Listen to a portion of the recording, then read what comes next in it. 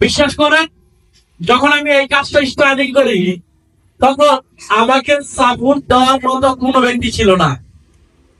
প্রত্যেকটা ব্যক্তি, প্রতিটা ব্যক্তি আমাকে বলছিল তোর দ্বারা হবে না, তুই পারবি না, তোর দ্বারা সম্ভব না, তোর জন্য এই বিজনেস না। আমি তাদেরকে শুধু বলছি আমার দ্বারাই সম্ভব, আমি পারবো, আমার দ্বারাই হবে। আজকে এই স্টুডেন্ট জগতে, বন্ধু বান্ধবের ভিতরে যে সেরা ইনকামকারী লিডার আজকে আমি যদি হতে পারছি।